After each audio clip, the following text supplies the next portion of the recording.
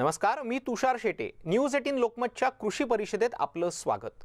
बळीराजा तुमच्या माझ्यासारख्या लाखोंचा पोशिंदा, मात्र सध्या अनेक कारणांमुळे हा पोशिंदा संकटात सापडलाय. कधी आसमानी तुफानी संकट तर कधी लालफितशाहीचा कारभार यामुळे हा शेतकरी गरीब होऊ लागलेला आहे. त्याच्या नावात जरी राजा असलं तरीही अनेक शेतकऱ्यांची परिस्थिती ही रंकासमानच झालेली आहे आणि याच गरीब शेतकऱ्यांना न्याय देण्याचा, त्यांना मार्गदर्शन आणि तज्ञांचा सल्ला देण्याचा प्रयत्न आम्ही या कृषी परिषदेत करणार आहोत. चला जाऊया थेट न्यूज 18 लोकमतच्या कृषी परिषदेत.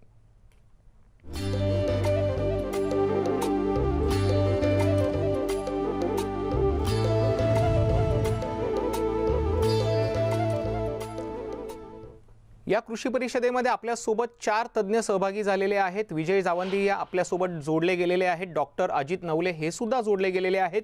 थोड्याच वेळात आणखी 2 तज्ञ जोडले जाणार आहेत. आपण यांच्यासोबत चर्चा करणारच आहोत. मात्र त्याआधी आपल्याला ज्या शेतकऱ्यांना त्यांना मार्गदर्शन पाहिजे आहे त्यांचे काही प्रश्न आपल्याकडे आलेले आहेत.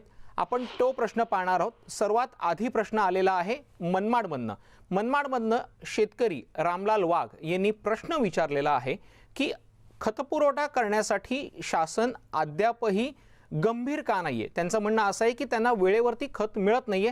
पाहूयात त्यांचा प्रश्न. माझं 6 एकर क्षेत्र असून मक्काचं क्षेत्र आहे, बाजरी आहे, कांदे असतात.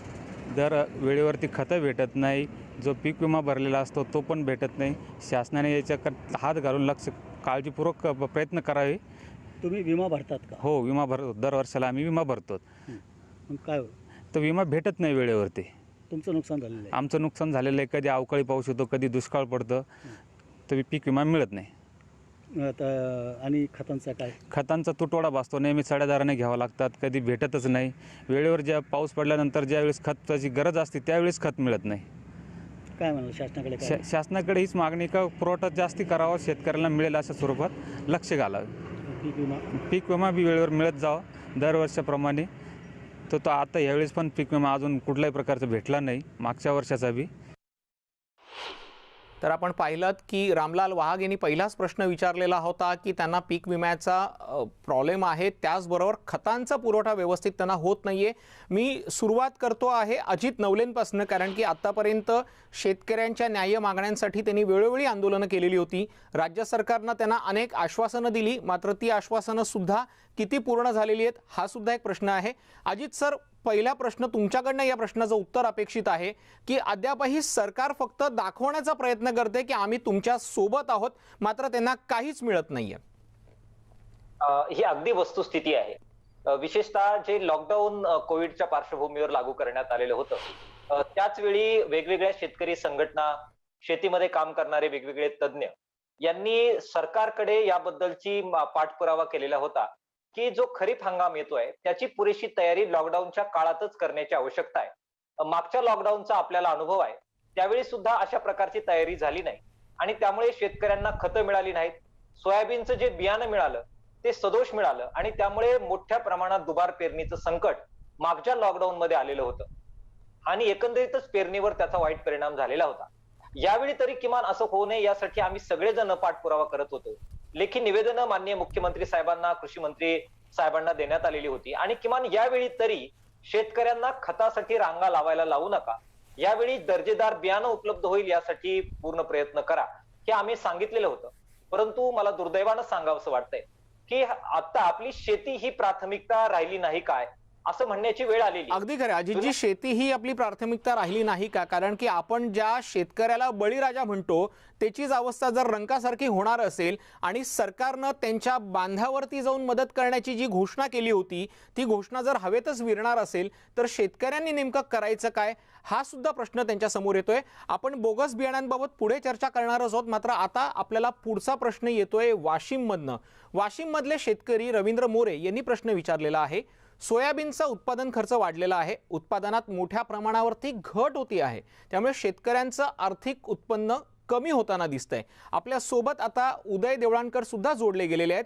उदयराव, पहिला प्रश्न हा तुम्हाला असणार आहे. शेतकऱ्यांनी समस्या मांडलेल्या आहेत, तुमच्यासारख्या तज्ञांकडनं त्यांना पर्याय हवाय, उपाय हवाय. सोयाबीन महाराष्ट्रातलं यावर्षी जवळपास 43 लाख हेक्टरवरती सोयाबीन असेल. मागच्या आठवड्यात जो पेरणी अहवाल आला त्याच्यामध्ये जवळपास 33 लाख हेक्टरहून अधिकचं सोयाबीन पेरलं गेल्याचा रिपोर्ट आपल्याकडे आहे. सोयाबीन एवढ्या मोठ्या क्षेत्रावरती महाराष्ट्रात आहे आणि नंबर 1चं पीक आहे आणि दरवर्षी आपण सोयाबीन घेतो आहोत. परंतु एक लक्षात घ्या की याच्यात 18% तेल आहे आणि उरलेलं 82% DOC आहे, म्हणजे डी ऑइल केक त्याचा असतो. आणि ह्याच्यात अनेक फॅक्टर्स, म्हणजे जगामध्ये आपलं जे काही प्रमाण आहे उत्पादनाचं ते फार कमी आहे, म्हणजे 5%हून कमीचे भागीदार आपण आहोत. माझी शेतकऱ्यांना अशी विनंती राहील की तेलबियांचं जवळपास 70% तेल आपण आयात करतो आणि इतर तेलबिया, परंपरागत तेलबियांना प्रचंड मोठी मागणी जगात आहे. आता पुन्हा प्रश्न येतो तिथे की याला सरकार किती साथ देणार आहे? सरकारला साथ द्यावी लागणार आहे. सरकारने काही धोरणं बदललेली आहेत, परंतु नवीन बदललेल्या सगळ्याच परिस्थितीत पॅरिस अग्रीमेंट नंतर ग्रीन वॉटर क्रॉप्सला आलेलं महत्व लक्षात घेऊन, म्हणजे पावसाच्या पाण्यावर येणारी जी पिकं आहेत त्याला जगात विशेष मागणी आणि विशेष स्थान आहे. त्यामुळे अशा पिकांचा निवड लक्षात घेऊन, म्हणजे वाशिम जिल्ह्यातच माझ्यासोबत काम करणारे काही शेतकरी आहेत, ते अतिशय उत्कृष्ट जवसाची शेती करतात. गजानन बाजड नावाचे शेतकरी आहेत आणि त्यांचा गट फार मोठं उत्पादन करतो आणि चांगल्या पद्धतीने त्यांनी यावर्षी विकलं. यावर्षी दुसरी महत्वाची गोष्ट म्हणजे जर आपण आतापर्यंत पडलेल्या पावसाचा नकाशा पाहिला तर तो असं दाखवतो की ह्या आठवड्यात पडलेल्या पावसामध्ये सुद्धा काही ठिकाणी प्रचंड मोठे खंड आहेत, पण खास करून सोयाबीन आणि कापूस उत्पादन करणारा जो ट्रॅक्ट आहे आपला, त्याच्यामध्ये मोठे खंड आहेत, अतिशय अनियमित पाऊस आहे आणि अशा वेळेला ज्या पिकाला 600 मिलीमीटर पाणी लागतं आणि ज्याचं प्रोसेसिंग आपण करू शकत नाही, कारण सोयाबीन प्रोसेसिंगचा खर्च अमाप आहे. त्यामुळे छोट्या शेतकऱ्यांना प्रोसेसिंग करता येईल आणि त्यांना स्वतः उत्पादक नुसतं न राहता त्यांना थोडेसे उद्योजक बनता येईल अशा प्रकारच्या पिकांची निवड इथून आपण करणं आवश्यक आहे आणि त्याच्यासाठी ज्या व्हॅल्यू चेन्स आहेत त्याच्या निर्मितीची आवश्यकता आहे. नाही तर सातत्याने ही पिकं आणि सरकारी दुर्लक्ष, अनास्था यामुळे शेतकऱ्यांमध्ये फार मोठी निराशा आहे. ती दूर करण्यासाठी या सगळ्या उपाययोजना करणं आवश्यक आहे. अगदी खरं, उपाययोजना करण्याची आवश्यकता आहे. आपल्याला वाशिमवरनच पुढचा प्रश्न आलेला आहे. रमेश व्यास यांनी हा प्रश्न विचारलाय. पाहूया त्यांचा नेमका प्रश्न काय तो. रब्बीमध्ये आम्हाला काही व्यवस्था नाही, विद्युत नाही, त्याच्यानंतर आम्हाला पाणी नाही.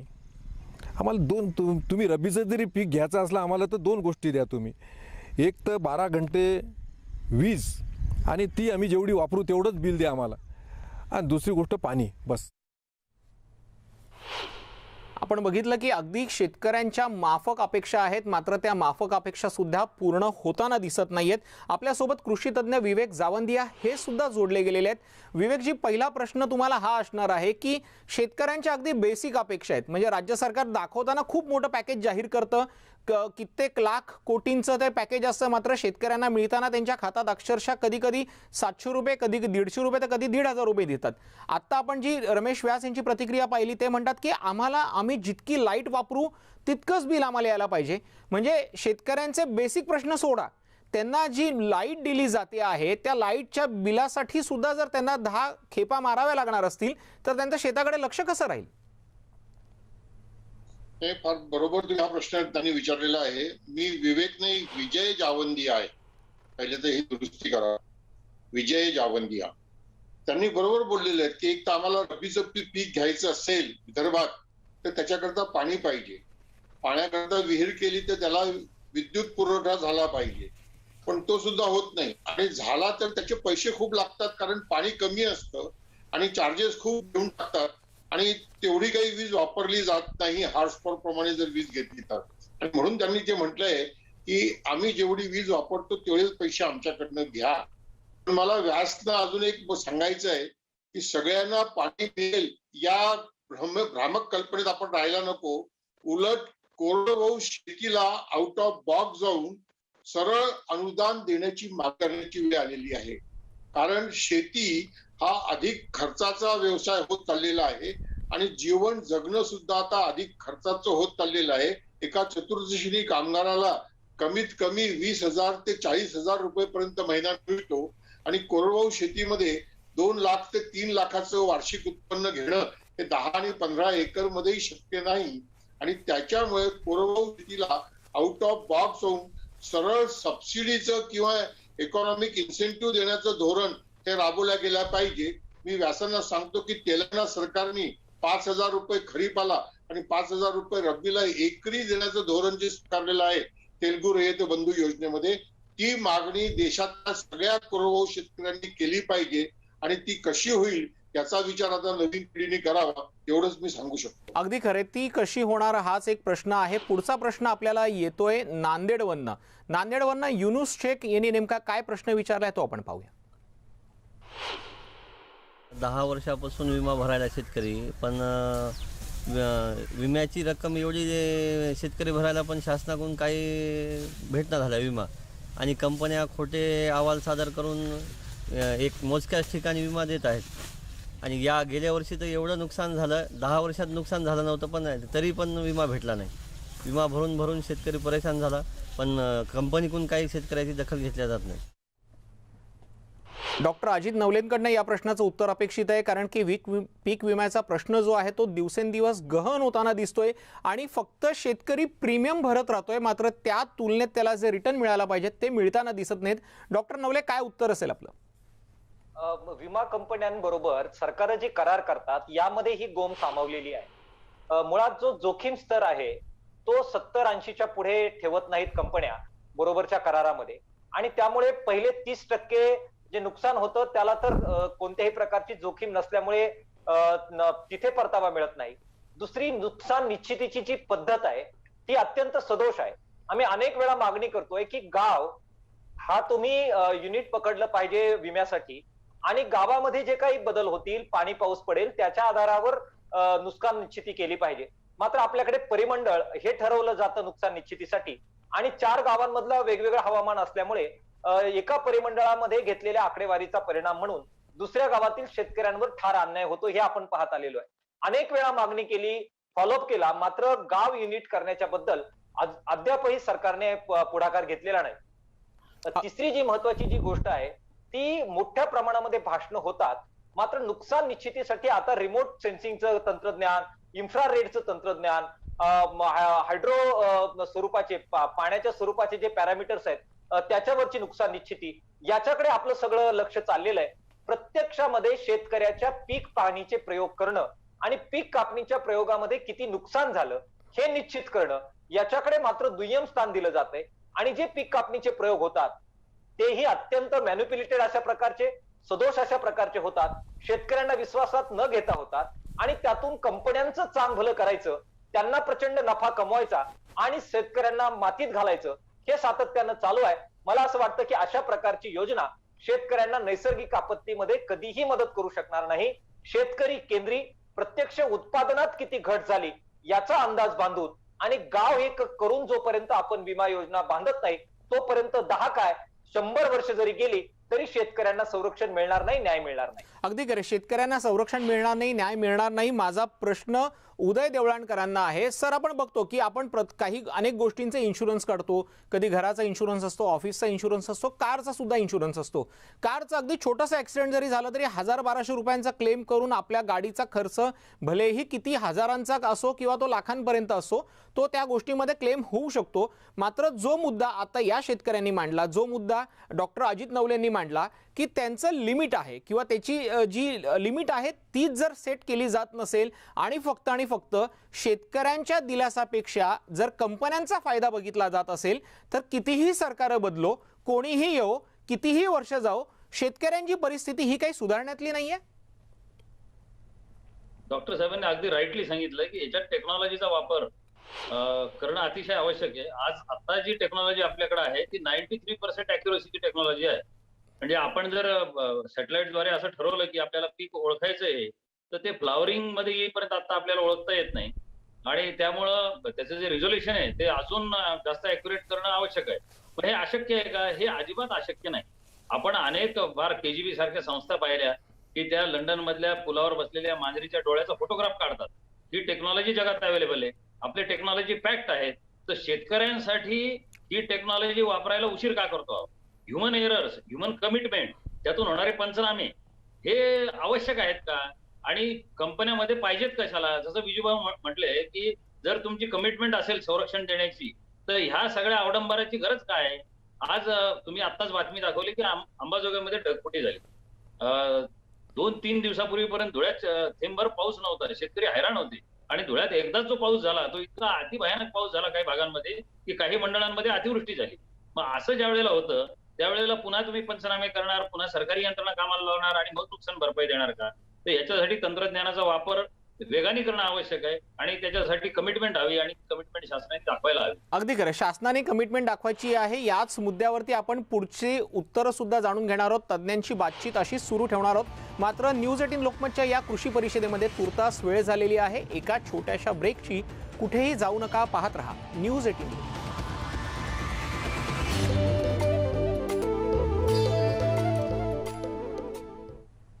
कृषी परिषदेमध्ये ब्रेक नंतर आपलं स्वागत. ब्रेकवर जाण्यापूर्वी आपण एका महत्त्वाच्या मुद्द्यावर चर्चा करत होतो. तो मुद्दा होता शेतकऱ्यांच्या पीक विम्याचा. आपल्या सोबत उदय देवळणकर आहेत, विजय जावंदी आहेत आणि डॉक्टर अजित नवले हे सुद्धा आहेत. दोघांची आपण मध्ये चर्चा केलेली होती. माझा प्रश्न आता विजय जावंदी यांना आहे. विजयराव, पीक विम्याचा प्रश्न प्रचंड तापलेला आहे. शेतकऱ्यांना दिलासा मिळत नाहीये. सरकारने नेमकं काय करावं असं तुम्हाला वाटतंय? नाही, जे अजित नवलेंनी म्हटलं गाव स्तरावर पीक विमा योजना ही पहिले व्हायला पाहिजे. आज जे मंडळ स्तरावर आहे त्याच्यात कधीही शेतकऱ्यांना न्याय मिळू शकत नाही. गावाचं उंबरठा उत्पन्न जाहीर करायला पाहिजे आणि गाव हे एकक असलं पाहिजे. आणि माझी माहिती जी अशी आहे की मनमोहन सिंगांची सरकारच्या पीक विमा योजनेमध्ये सुद्धा गाव एकक करण्याची किंवा ग्रामपंचायत एकक करण्याची तरतूद होती आणि आत्ताच्या नरेंद्र मोदी यांच्या प्रधानमंत्री पीक विमा योजनेमध्ये सुद्धा ती तरतूद आहे. पण हे करायची जबाबदारी राज्य सरकारची आहे. पण राज्य सरकार ते का करत नाही याचं उत्तर विचारलं पाहिजे.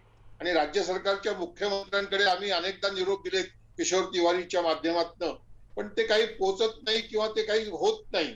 मला असं वाटतं की शरद पवार आता जर या सरकारचे मार्गदर्शक आहेत तर शरद पवार देशाचे कृषी मंत्री राहिलेले आहेत आणि त्यांनी सुद्धा त्यावेळेला गाव हे एकक केलं नाही, तर ते आता कशा करता करतील एकक? आणि मगाशी जे म्हटलं गेलं होतं शेती हे दुय्यम झालेलं आहे. राजकारणामध्ये शेतकऱ्यांच्या मतांची गरज नाही हे समोर येतं आहे आणि त्याच्यामुळे आज दिल्लीला एवढं आंदोलन इतक्या दिवसापासून सुरू आहे, महिन्यांपासून, पण त्याच्याकडे काही लक्ष देण्याची गरज नाहीये. त्याच्यामुळे पीक विमा योजना ही शेतकऱ्यांसाठी नसून प्रधानमंत्री पीक विमा योजना ही विमा कंपन्यांसाठी असं जे म्हटलं जातं ते मला असं वाटतं संयुक्तिक आहे आणि त्याच्यात सत्यता आहे असं म्हणावं लागेल. एक तर पीक विमा योजनेची गरज इतकी जरुरीची झालेली आहे कारण आपण अधिक खर्चाच्या अर्थव्यवस्थेमध्ये आहे. यावर्षी पाऊस इतका अनिश्चित आहे. तुम्हीच आता सांगितलं की अंबेजोगाईला ढगफुटी झाली, पण इकडे विदर्भात काही गावांमध्ये अजूनही शेतातनं पाणी निघालेलं नाही आहे. पाऊसच नाहीये, नुसतं ढग येतात. अगदी खरंय, अगदी खरंय. निसर्ग तर लहरी झालेलाच आहे. मात्र आता जो राजा आहे तो राजा सुद्धा शेतकऱ्यांवरती केव्हा कृपा दाखवणार असाच प्रश्न पडलेला आहे. आपण पुढचा प्रश्न घेतोय. हे अहमदनगर जिल्ह्यातल्या शेतकऱ्यांनी प्रश्न विचारलेला आहे. पाहूयात आपण. हा तांब्यासारखा रोग जो आलाय याला सगळी फवारणी केलेली आहे. एक तर मोठ्या ऊसाला फवारणी करता येत नाही. जे छोटे कमी वाढलेले ऊस किंवा नवीन लागणी यांना फवारणी केलेले आहे तरी पण ते काय आटोक्यात येण्याचा प्रयत्न होईना. आणि सगळ्यात मेन हा आज रोग आल्यानंतर ऊसाची पूर्ण वाढ थांबलेली आहे. तर या संदर्भात आपल्या एक्सपर्टनी मार्गदर्शन शेतकऱ्यांना करावं अशी माझी एक विनंती आहे. तर आपण पाहिलं की शेतकऱ्यांनी प्रश्न विचारलेला होता. माझा डॉक्टर अजित नवलेंना प्रश्न असणार आहे. अजित नवलेंनी या प्रश्नाचं उत्तर द्यावं. शेतकऱ्यांना हाच प्रश्न आहे की नेमकं सोल्युशन काय असणार आहे? मला आठवतंय की सहकारी संस्था ज्यावेळी कार्यरत होत्या आणि त्या शेतकऱ्यांसाठी काम करत होत्या त्यावेळी आपल्या कार्यक्षेत्रामध्ये अशा प्रकारचा जर रोग आला तर त्याच्यावर उपाययोजना करण्याची जबाबदारी कारखान्यांनी घ्यायची, अशा प्रकारची प्रक्रिया असायची. मला आठवतंय की प्रसंगी जे साथीचे आजार यायचे त्याच्यामध्ये हेलिकॉप्टर लावून संबंधित कार्यक्षेत्रामध्ये कारखाने त्यावेळी फवारणी करायच्या आणि रोग कंट्रोलचं काम करायचं. मात्र आता जी परिस्थिती आहे सबंधपणाने शेतकऱ्यावर सगळं सोडून दिलेलं आहे आणि त्यामुळे शेतकऱ्यांनीच काय ते सगळ्या उपाययोजना करायच्या. सांघिकरित्या एकात्मिक पद्धतीने ज्या काही उपाययोजना करायला पाहिजे त्याच्याकडे पूर्ण दुर्लक्ष असं सहकारी तत्वाच्या वर चालणाऱ्या संस्थांच्या बाबत सुद्धा आणि सरकारच्या तत्वांच्या पातळीवर चालणाऱ्या यंत्रणेच्या मध्ये सुद्धा आपल्याला दिसतंय. आपल्या माध्यमातून खरं तर हा चांगला प्रश्न येतोय. त्यामुळे सरकारलाच आपण विनंती करूया. विशेषतः नगर मधून ते बोलतायत तर कृषी विद्यापीठ जे राहुरीचं आहे त्यांच्या तज्ञांना आपण विनंती करायला पाहिजे. सरकारने हस्तक्षेप करायला पाहिजे आणि अचूक याच्यावर ह्या सगळा रोग कंट्रोल करण्यासाठी काय उपाययोजना केल्या पाहिजे याचं शेतकऱ्यांना मार्गदर्शन आणि त्याचबरोबर सरकारच्या आणि सहकारी संस्थांच्या मार्फत सुद्धा याच्यावर तातडीने उपाययोजना हे जर केलं तरच या प्रकारचे रोग आटोक्यात येऊ शकतील. अन्यथा शेतकऱ्यांच्या पातळीवर इतक्या मोठ्या प्रमाणात जर अशा प्रकारे या साथी आल्या तर त्या कंट्रोल करणं शक्य नाही. सरकारने हस्तक्षेप करावा, कृषी विद्यापीठाने हस्तक्षेप करावा, मार्गदर्शन करावं, अशा प्रकारची विनंती. अगदी खरं, सरकारनं हस्तक्षेप करावा, कृषी विद्यापीठानं पुढाकार घ्यावा. पुढचाच एक प्रश्न आहे डाळिंबावरच्या रोगाच्या संदर्भात. पाहूयात शेतकऱ्यांचं नेमकं काय म्हणणं आहे ते. सध्या जास्त पाऊस झाल्यामुळं आमच्या झाडाचं प्रमाण जास्त, मररोगाचं प्रमाण जास्त आलेलं आहे. तेलाचं प्रमाण आहे. आम्हाला फक्त एकच मागणी आहे कृषी अधिकाऱ्यांकडून का आम्हाला त्यांनी काहीतरी मार्ग दाखवा, झाडं वाचवा आमची. तर पाहिलं आपण की त्यांना सगळ्या शेतकऱ्यांना एकच मुद्दा आहे की त्यांना आपल्या तज्ज्ञांकडनं मार्गदर्शन हवं आहे. डॉक्टर नवले, तुमच्याकडनंच या प्रश्नाचं उत्तर अपेक्षित आहे. डाळिंबावर जो हा मर आणि तेल्या रोग आहे त्याचा अत्यंत वाईट परिणाम शेतकऱ्यांना भोगावा लागतोय. त्याच्या ज्या उपाययोजना आहेत त्याही अत्यंत खर्चिक आहेत आणि जर या प्रकारची बाधा झाली तर त्याचा परिणाम म्हणून जे फळ येतं त्या फळावर सुद्धा अत्यंत वाईट परिणाम होतो. संबंध हंगाम हा धोक्यात आल्याशिवाय राहत नाही. खरंच स्थानिक पातळीवर जे कृषी विद्यापीठांचे जे प्रतिनिधी आहेत त्यांनी तातडीनं ह्या अशा प्लॉटला भेट देणं आणि शेतकऱ्यांची काही तुमच्याकडून फुकट औषधाची अपेक्षा नाहीये, परंतु हे जे तज्ज्ञ आहेत त्यांनी अचूक प्रमाणामध्ये काय औषधोपचार या संदर्भात केले पाहिजे. कारण हे उपाययोजना प्रत्येक प्लॉटनुसार वेगवेगळ्या असणार आहेत. त्या झाडाची परिस्थिती, त्या आजाराची परिस्थिती, त्याच्यासाठी द्यावी लागणारी औषधं, त्याच्यासाठी द्यावी लागणारी पोषक द्रव्य, पाण्याचं व्यवस्थापन हे प्रत्येक प्लॉटनुसार वेगवेगळं असणार आहे. आणि म्हणून जे कृषी अधिकारी नेमलेले आहेत त्या झोनच्या कृषी अधिकाऱ्यांनी, कृषी सहाय्यकांनी या प्लॉटला भेट देणं आणि अशा प्रकारचं मार्गदर्शन या शेतकऱ्यांना उपलब्ध करून देणं ही त्यांची जबाबदारी आहे. त्यांनी ते केलं पाहिजे. मला असं वाटतं की ह्या परिषदेच्या निमित्तानं हा अचूक प्रश्न उपस्थित होतोय. अहमदनगर जिल्ह्यामध्ये आम्ही नक्कीच त्याच्याबद्दल संबंधित कृषी अधिकाऱ्यांशी संपर्क करू. शेतकरी मित्रांना विनंती आहे की त्यांनी सुद्धा आपल्या पातळीवर तो उपाययोजना आपण करूच, परंतु सरकारची जी कार्यालय आहेत त्यांना इन्फॉर्म करणं आणि त्यांच्याकडून सुद्धा मदत मागणं हे काम सुद्धा या शेतकरी मित्रांनी करावं, अशा प्रकारचं आव्हान आणि विनंती मी त्यांना करतो आहे. अगदी खरं सर, पण माझा मुद्दा हाच आहे की जर मीडियाच्या माध्यमातून जर अधिकाऱ्यांना, शेतकरी मित्रांना विनंती करावी लागत असेल तर खरोखरच कृषी अधिकारी जे नेमलेले आहेत ते त्यांचं काम करतायत का, हा सुद्धा एक प्रश्न निर्माण होतो आहे. आणि त्याशिवाय तुम्ही जसं म्हणालात की या कृषी अधिकाऱ्यांनी तिथे जाऊन सर्वे करणं अपेक्षित आहे, शेतकऱ्यांना मार्गदर्शन करणं अपेक्षित आहे, मात्र असे कृषी अधिकारी शेतकऱ्याच्या वावरात गेल्याचं तुम्ही पाहिलंय का? अगदी अचूक प्रश्न आपण उपस्थित केला. प्रचंड मोठी यंत्रणा कृषी विभागाची आज महाराष्ट्रभर कार्यरत आहे. प्रत्येक गावाला कृषी सहाय्यक नेमलेला आहे. कृषी सहाय्यकाने प्रत्येक ग्रामसभेमध्ये उपस्थित राहून कृषी योजनांची माहिती, येणाऱ्या रोगांची माहिती, प्रसंगी बाजारभाव आणि ज्या काही एकंदरीतच भौगोलिक परिस्थिती आहे याची माहिती त्या ग्रामसभांमध्ये देणं आणि त्या मार्फत शेतकऱ्यांना मार्गदर्शन करणं अपेक्षित आहे. खरीपाचा मुद्दा मगाशी आपण उपस्थिथ केला होता. त्याच्या बाबत सुद्धा आगामी काळात खताची उपलब्धता आहे, बियाणांची उपलब्धता आहे, गुणवान अशा प्रकारच्या बियाणं, खतं, पेस्टिसाइड्स या सगळ्याची आवश्यकता आहे. याच्याबद्दलचा आढावा सादर करणं, त्याचं नियोजन करणं हे कृषी सहाय्यकाच्या मार्फत कृषी अधिकाऱ्यांचं काम आहे.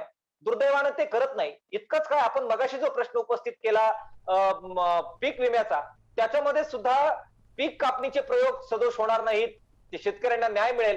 नैसर्गिक आपत्तीमध्ये सुद्धा त्याचं रिपोर्टिंग तातडीनं होईल आणि पीक विमा कंपन्या त्याबद्दल शेतकऱ्यांना मार्गदर्शन करतील. ही सगळी जबाबदारी सरकारी अधिकारी म्हणून कृषी सहाय्यक आणि कृषी अधिकाऱ्यांची असते. दुर्दैवानं केवळ ऑफिसमध्ये राहणं, फॅनच्या सावलीखाली सगळे कागदपत्र हाताळणं आणि शेतकरी ज्यावेळी या ऑफिसमध्ये येतील त्यावेळी शेतकऱ्यांना तुसड्यासारखी वागणूक देणं, या पलीकडे आम्हाला कोणताही अनुभव शेतकऱ्यांना या संस्थांकडून येत नाही. कृषी अधिकाऱ्याच्या वर जे कृषी मंत्री आहेत हे या संबंध यंत्रणेचे प्रमुख आहेत. मला आठवतंय की ज्यावेळी दादा भुसे साहेब मंत्री झाले त्यावेळी शेतकरी संघटना आणि कृषी विभागाचे अधिकारी यांची एक चांगली बैठक त्यांनी घेतली आणि खूप चांगल्या कामाची झलक दाखवली. परंतु ती एक बैठक झाली, त्यानंतर ना परत त्यांनी शेतकरी संघटनांबरोबर संपर्क केला, ना शेतकऱ्यांच्या जे पुरस्कार प्राप्त शेतकरी आहेत त्यांच्या माध्यमातून ना अधिकाऱ्यांबरोबर संपर्क केला. केवळ एक बैठक झाली, त्यानंतर पुढे काही झालं नाही. दुर्दैवाची गोष्ट आहे. खरंच दुर्दैवाची गोष्ट आहे. आपण जसं म्हणतो की यश मिळवणं हे सोपं असतं, मात्र ते टिकवणं कठीण असतं. त्याच पद्धतीनं मंत्र्यांमध्ये कामाचा जोश येणं हे कदाचित सोपं असेल, मात्र तो जोश टिकवणं आणि पुन्हा त्याचा फॉलोअप ठेवणं ही गोष्ट कठीण असणार आहे. आपण पुढचा एक प्रश्न बघतोय. अहमदनगरवरनं संतोष टेकाडे यांनी प्रश्न विचारलेला आहे, पाहूयात.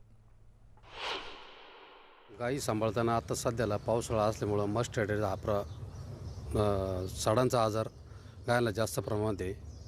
त्याच्यामुळं धंद्याला फार अडचणी आल्या आहे. तरी त्याच्याबद्दल आम्हाला योग्य ते मार्गदर्शन तज्ज्ञांकडून मिळालं पाहिजे. या प्रश्नाचं उत्तर उदय देवळाणकर यांच्याकडनं अपेक्षित आहे. पाहूयात उदय देवळाणकर काय सल्ला देतात त्यांना. उदयराव. तुषारजी, मी आता सध्या माझ्या गायीची ट्रीटमेंट करतोय मॅस्टरटेक्ससाठी, आणि यावेळेला येणारा हा फार प्रॉमिनंट रोग आहे.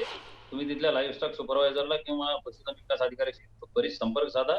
त्या सडामध्ये औषधं सोडावी लागतात, गायीला काही इंजेक्शन अँटीबायोटिक्स द्यावे लागतात, गायीला आयसोलेट करावं लागतं, तिच्या चाऱ्याची विशेष काळजी घ्यावी लागते. ती नियमित चारा खात नाही, अशा वेळेला तिला जास्तीचे कॉन्सन्ट्रेट्स आणि काही सुनी प्रोटीनस फूड्स आपल्याला द्यावं लागतं. एक 7-8 दिवस तिला सांभाळावं लागतं. तिचं उत्पन्नही कमी होतं अशा काळामध्ये. परंतु त्यांनी घाबरून न जाता या गायीचा आजार जरा तिच्या टेम्परेचरचं वारंवार आपल्याला पाणी करावी लागते. अशा वेळेला जर पिणारं वासरू असेल तर त्याच्यासाठी वेगळ्या दुधाची व्यवस्था आपल्याला करावी लागते. त्यामुळे मस्टर्टिससाठी इमिजिएट तुम्ही संपर्क साधा पशुधन विकास अधिकाऱ्याची. आणि हे ट्रीटेबल रोग आहे, मात्र याला उशीर झाला तर याची ट्रीटमेंटला अँटीबायोटिकला सुद्धा हा रोग रिस्पॉन्स देत नाही. तुषारजी, पण माझी एक दुसरी विनंती अशी आहे की मी ऊस आणि डाळिंबाचा प्रश्न पाहिला तर मी स्वतः डाळिंब उत्पादक सुद्धा आहे. डाळिंबाच्या शेतीमध्ये एक लक्षात घ्या की फार जास्त खर्च शेतकरी करतात, अतिशय जास्त खर्च करतात. म्हणजे आपला कसमाते पट्टा जो आहे, डॉक्टर नवलेंचं कार्यक्षेत्र जे आहे त्यामध्ये तर ही राजधानी आहे. तसंच सोलापूर आहे, नगर आहे, औरंगाबाद आहे, इथं डाळिंब घेतलं जातं. परंतु मी असं बघितलेलं आहे की जिथं कार्बन 0.6% पुढे आहे ऑर्गॅनिक कार्बन जमिनीतला, तिथं पिकांना कमीत कमी प्रॉब्लेम्स येतात. आणि ऊसाचं देखील लागवडीच्या ज्या पद्धती आहेत, पाडेगावच्या आणि आपल्या VSIने काही विशिष्ट तंत्र शोधून काढले, तर राहुरी कृषी विद्यापीठाने तंत्र शोधून काढलेले. त्यामध्ये जैविक औषधं मिळतात. भेंडा फॅक्टरी इथं ज्ञानेश्वर कारखाना जो आहे ते, आणि पायरेन्स जे आहे आपलं श्रीरामपूरचं, या दोन्ही ठिकाणी जैविक औषधं बनतात. आता उभ्या ऊसामध्ये याचा फवारा करणं बऱ्याच वेळा शक्य होत नाही आपल्याला. त्याच्यामुळे असे जैविक एजंट्स जे जिवंत राहतील आणि रोगांची आणि किडींची काळजी घेतील याचा वापर शेतकऱ्यांनी वाढवला पाहिजे. पण त्यासाठी जैविक पदार्थ पुरेसे जमिनीत असले पाहिजे, ऑर्गॅनिक कार्बन असला पाहिजे. आणि विजूभाऊ याचं फार चांगलं विश्लेषण करतात. ही जी अॅग्रो पेरिफेरी आहे, म्हणजे हे जे ऍग्रिकल्चरचं क्लायमेट आहे जमिनीमधलं, हे मेंटेन करण्यासाठी सुद्धा खर्च येतो शेतकऱ्याला. आणि म्हणून हे जर रोग यायचे नसले तर पुन्हा बॅक टू स्क्वेअर वन तिथंच येतो आपण, की शेतकऱ्यांची क्षमता तुम्हाला वाढवावी लागणार आहे.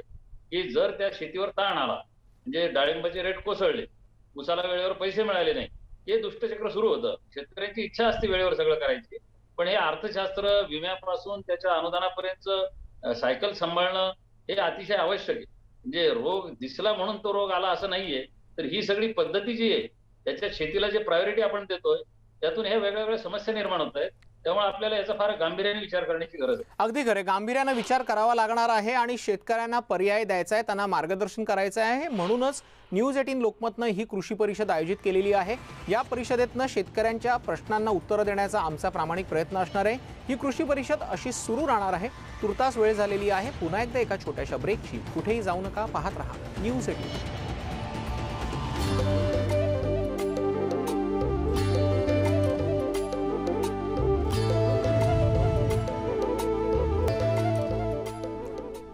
न्यूज 18 लोकमतच्या कृषी परिषदेमध्ये ब्रेक नंतर आपलं स्वागत. आपण शेतकऱ्यांच्या मुद्द्यांवरती चर्चा करतो आहोत. आपल्यासोबत आहेत डॉक्टर अजित नवले, विजय जावंदिया आणि आपल्यासोबत आहेत उदय देवळाणकर. आता पुढचा प्रश्न येतोय तो बीडवरनं नंदलाल या शेतकऱ्यानं प्रश्न विचारलेला आहे सोयाबीनच्या बियाण्यांच्या संदर्भातला. पाहूयात.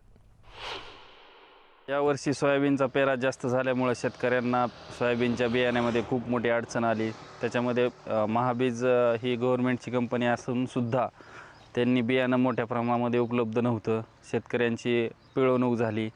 नको त्या कंपन्यांनी बियाणे मार्केटमध्ये आणलं आणि चढ्या भावाने विक्री केली. तर हे कुठपर्यंत असं चालणार आहे? विजयराव, तुमच्याकडनं या प्रश्नाचं उत्तर अपेक्षित आहे. तुम्ही उत्तर जर दिलं तर बरं होईल. नाही, फार चांगला प्रश्न त्यांनी उपस्थित केलेला आहे. आता शेतकऱ्यांनी सुद्धा सोयाबीनचं बियाणं हे आपलं बियाणं स्वतः राखणं हे सुरू करायला पाहिजे. दरवर्षी बियाणं विकत घेतलंच पाहिजे. ही जी सवय शेतकऱ्याला लागलेली आहे ती सुद्धा त्यांनी बदलवायला पाहिजे. कारण सोयाबीनचं बियाणं आपल्या नशिबानं अजूनही संकरित बियाणं नाही आहे. आपण आपल्या शेतातलं, आपल्या आजूबाजूच्या शेतातलं कोणाचंही बियाणं जेव्हा ते सोयाबीन विकत जातात तेव्हा त्यांचं चांगलं जर सोयाबीन असेल तर ते विकत घेऊन आपलं राखून ठेवणं हेच गरजेचं आहे. कारण ज्यांनी जे म्हटलं की काही कंपन्यांनी सव्वा भावाने विकलं, त्या कंपन्या सुद्धा बाजारातच विकत घेतात सोयाबीन आणि त्याला चाळणी पिळणी राहून त्याला स्वच्छ करून त्या सीड बॅग मध्ये भरून ते ट्रुथफुल लेबल खाली विकतात. त्याच्यामुळे सोयाबीनचं बियाणं आपल्याला राखता येऊ शकतं. राखायची सवय आपण लावली पाहिजे, हे आपण पहिले शिकलं पाहिजे. यावर्षी बियाण्यांचे भाव वाढले त्याचं कारण असं होतं की आपण याचा विचार करावा की 7,000 रुपये क्विंटल सोयाबीन खपलं. जर 7,000 रुपये सोयाबीन खपताय तर बियाणे 100-120 रुपये किलो होणार, हे अभिप्रेतच होतं ना. आपल्याला सोयाबीनचा भावही पाहिजे आणि बियाणे स्वस्त पाहिजे, तो होऊ शकत नाही. माझं तर असं मत आहे की सोयाबीन उद्योगाच्या दबावामुळे सोयाबीनची ढेप आयात होऊ दिली नाही या सरकारने, म्हणून आपल्याकडे 7,000 रुपये सोयाबीनचे भाव झालेत. नाहीतर आजही अमेरिकेच्या, ब्राझीलच्या बाजारात सोयाबीनचा भाव हा 4-4.5 रुपयाच्या वरती नाही आहे. त्यांचं जेनेटिकली मॉडिफाईड बियाणं आहे, त्याच्यामुळे त्यांच्या सोयाबीन ढेपीला जागतिक बाजारात कमी भाव मिळतो. बरोबर आहे. याच संदर्भातला आपण पाहतो की सध्या निसर्ग लहरी झालेला आहे आणि या लहरी हवामानाच्या संदर्भातच बीडवरनं अभिमान अवचारे यांनी एक प्रश्न विचारलाय, पाहूया. सध्या आता खरीपाच्या परिस्थितीमध्ये पावसाचा कधी कधी खूप मोठा खंड पडतो किंवा कधी कधी असं होतं की सततच पाऊस लागून राहतो आणि मग अशा वेळेस धान जे आहे पीक हे पिवळं पडणं म्हणा किंवा खंड पडला तर ते खूप कमी त्याला उत्पन्न मिळतं. अशा परिस्थितीमध्ये किंवा रोगराईचा बी अटॅक ह्या वातावरणामुळं होतो. तर अशा परिस्थितीत नेमकं काय केलं पाहिजे, काय करावं? लहरी हवामानावरती जर त्यामुळे नुकसान होत असेल तर शेतकऱ्यांनी काय करायला पाहिजे असा प्रश्न विचारलेला आहे. या प्रश्नाचं उत्तर आपण जाणून घेणार आहोत, मात्र एका छोट्याशा ब्रेक नंतर. पाहूयात एक छोटासा ब्रेक.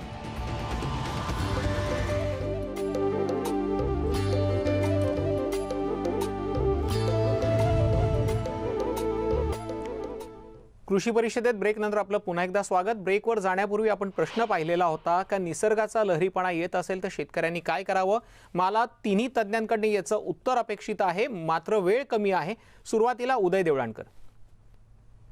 आपण मोनोक्रॉपिंग मध्ये एंटर झालेलो आहोत, म्हणजे एकाच प्रकारचं पीक डॉमिनेंटली आपण घेतो. बीडमध्ये प्रामुख्याने सोयाबीन घेतलं जातं आणि भारतीय उपखंडामध्ये शेती करताना एक डिझाईन पूर्वापार सक्सेसफुल आहे. त्यामध्ये 10% चारा पिकं असली पाहिजेत, म्हणजे जनावरांसाठी ते आवश्यक असतात. 20% अन्नधान्य पिकं असली पाहिजेत, 20% डाळी असल्या पाहिजेत, 20% तेलबी असल्या पाहिजेत आणि 30% कमर्शियल क्रॉप्स पाहिजे. पण आता लँड होल्डिंग एवढं स्वस्त झालेलं आहे की हे जे सक्सेसफुल डिझाईन होतं हे डिस्टर्ब झालेलं आहे. यावर उपाय उरतो तो गटशेतीचा आणि यावर त्याहून पुढचा उपाय उरतो तो पुन्हा सांगितलं जर शासकीय कमिटमेंटचा. जर जी पिकं सातत्याने आमच्याकडे खंड पडणार आहेत किंवा अतिवृष्टी होणार आहेत यातून सुटायचं असेल तर जी परंपरागत पिकं आहेत त्यांना आंतरराष्ट्रीय दृष्ट्या सुद्धा आणि देश पातळीवर सुद्धा प्रचंड मागणी आहे. पण त्याच्या व्हॅल्यू चेन्स दाबून टाकायचे, कारण सोयाबीन सारखं पीक आहे. आता नशीब आपलं की जेनेटिकली मॉडिफाईड नाही म्हणून मल्टीनॅशनल कंपन्यांचं बियाणं. सर, आला मुद्दा लक्षात आला. संक्षिप्त स्वरूपात उत्तर अपेक्षित होतं. डॉक्टर अजित नवले, तुमची प्रतिक्रिया. बियाणांच्या मध्ये या सगळ्या ताण सहन करू शकतील असे बियाणं ही शेतकऱ्यांना उपलब्ध करून देणं आणि दुसऱ्या बाजूला विमा उपलब्ध करून देणं ही दोन अत्यंत की पॉइंट अशा प्रकारची गोष्ट ही हवामानाचा सामना करण्यासाठी शेतकऱ्याला हवी आहे. जर बियाणं ही पावसाचा ताण सहन करू शकणारे असतील किंवा अतिरिक्त पाऊस पडला तरी तग धरणारे असतील आणि तरी उत्पन्न देणारे असतील तर शेतकऱ्यांना दिलासा मिळेल. आणि दुसऱ्या बाजूला तेवढंही करून नुकसान जर झालं तर विम्याचं संरक्षण जर आपण देऊ शकलो तर या दोन्ही संरक्षणामध्ये शेतकरी तग धरू शकेल. सरकारने याचा विचार करण्याची आवश्यकता. अगदी खरं. माझा विजय जावंदे यांकडनं उत्तर माझं अपेक्षित आहे, मात्र त्यापूर्वी पुढचा एक प्रश्न घेतोय जो आहे पीक कर्जाच्या संदर्भातला आणि पीक विम्याच्या संदर्भातला. पाहूयात तो प्रश्न. आमचं जवळपास 7 एकर क्षेत्र आहे. त्यामध्ये आम्ही मक्का, बाजरी, भुईमूग आणि कांदे इतर पिकं करीत असतो. त्याच्यात आम्हाला पीक विमा भेटत नाही. जर भरला तर तो आम्ही कर्ज काढून भरतो, तो येत नाही वरून. खतं मिळते नाही व्यवस्थित. तर शासनाने टाईम आणि कर्जाची व्यवस्था करावी. जर कर्ज काढलं तर ते माफ होत नाही. तर शासनाने आम्हाला टायमावर कर्जाची किंवा पीक विम्याची व्यवस्था करावी, ही मागणी शेतकरी करीत आहे. विजयराव, तुमची प्रतिक्रिया. शेतकऱ्यांना कर्ज पण मिळायला हवं, कर्ज माफ सुद्धा व्हायला हवं आणि पीक विमा सुद्धा मिळायला हवा. काय द्याल प्रतिक्रिया? बरोबर आहे. केंद्र सरकार दरवर्षी बजेटमध्ये आम्ही इतके लाख कोटी रुपये शेतकऱ्यांना पीक कर्ज देण्याकरता ठेवले वगैरे जाहीर करतं, पण इकडे शेतकऱ्यांना काही कर्ज मिळत नाही. तो शेतकरी बँकेचा डिफॉल्टर झाला तर त्याला तर बिलकुल उभंही केलं जात नाही. मला असं वाटतं की स्वामीनाथन कमिशनने याच्याबद्दल फार चांगल्या सूचना केलेल्या आहे, पण त्याची काही चर्चा होत नाही. त्या शेतकऱ्याला किसान क्रेडिट कार्ड जातं, ते किसान क्रेडिट कार्ड 5 वर्षाकरता द्यायला पाहिजे. ज्याप्रमाणे कॅश लिमिट दिली जाते व्यापाऱ्यांना, त्या पद्धतीने त्याला जर 1 लाख रुपयाचं किंवा 2 लाख रुपयाचं किसान क्रेडिट कार्ड दिलं तर त्याला दरवर्षी 1 लाख रुपये 2 लाख रुपये भरण्याची सक्ती असू नये. त्यांनी जर 2 लाखाचं कर्ज घेतलं आणि 1,80,000 रुपये भरले तर त्याला डिफॉल्टर मानू नये आणि त्याला 1,80,000 रुपये पुढच्या वर्षी विड्रॉ करण्याची डायरेक्ट परमिशन असणार आहे, असं ते रोटेशन मध्ये 5 वर्षाचं असलं पाहिजे. हे झालं तरी कर्जाचा प्रश्न खूप सोडवता येऊ शकतो, पण त्याच्याकरता राजकीय इच्छाशक्तीची गरज आहे. पीक विमा योजना ही अत्यंत गरजेची गोष्ट झालेली आहे आणि मी सतत मागणी करतोय की पीक विमा योजना ही युनिव्हर्सल असली पाहिजे. अगदी खरं, पीक विमा योजना ही युनिव्हर्सल असली पाहिजे. डॉक्टर अजित नवले, तुमच्याकडे येतोय. अवघी शेवटची काही सेकंद उरलेली आहेत. या सगळ्या संदर्भामध्ये शेतकऱ्यांना कर्जाच्या वितरणामध्ये प्रचंड अडचणी आहेत. कर्जमाफीची जी चुकीची किंवा फसवी घोषणा झाली तिची अंमलबजावणी नाही झाली, त्याच्यामुळे अनेक शेतकरी कर्ज घेण्यापासून वंचित राहिलेले आहेत. महात्मा फुले कर्जमाफी योजनेची पुन्हा अंमलबजावणी सुरू करून शेतकऱ्यांना कर्जमाफीचा लाभ आणि ते शेतकऱ्यांना पुन्हा कर्ज मिळेल यासाठी सरकारने तातडीने उपाययोजना केल्या पाहिजेत. या कृषी परिषदेच्या माध्यमातून नक्कीच ही मागणी ही सरकारकडे आपण करूया. अगदी खरं, ही मागणी करूया, कारण की ही मागणी तुमची माझी नाहीये, तर ही तुमच्या माझ्यासाठी आहे आणि तुमच्या माझ्यासारख्या जो लाखोंचा पोशिंदा आहे त्या शेतकऱ्यासाठी आहे. आणि खऱ्या अर्थानं जर सरकारला शेतकऱ्याला सुखी समृद्ध करायचं आहे तर या उपाययोजना, या किमान उपाययोजना आहेत ज्या सरकारला कराव्या लागणार आहेत, ज्यामुळे शेतकऱ्यांवर तर संकट नाहीसं होऊ शकेल आणि त्याला कर्ज काढण्याची ज्या वेळेला वेळ येईल, बियाण्यांसाठी कर्ज घ्यावं लागणार असेल, अवजारांसाठी घ्यावं लागणार असेल, त्याला ते त्या वेळी मिळेल. आणि इतकं सगळं करूनही जर निसर्ग कोपला तर किमान त्यांच्या पाठीशी विम्याचा आधार असेल, जेणेकरून तो आणखी कर्जबाजारी होणार नाही. या कृषी परिषदेच्या माध्यमातून आम्ही शेतकऱ्यांच्या समस्या आणि त्या समस्यांची उत्तरं देण्याचा प्रयत्न केलेला आहे. सहभागी झालेल्या सगळ्या मान्यवरांना धन्यवाद देतो आणि या कृषी परिषदेमध्ये इथेच थांबावं लागतंय. मात्र जाता जाता पुन्हा एकदा आवाहन करतो आहे की आपल्या सगळ्यांना मास्क हा घालायचा आहे आणि अद्यापही कोरोनाची लाट संपलेली नाहीये. त्यामुळे माझ्या खिशात असलेला मास्क आता हा माझ्या तोंडावरती येतोय. मी मास्क घातलेला आहे, तुम्ही सुद्धा मास्क घाला आणि कोरोनाला आळा घाला. धन्यवाद.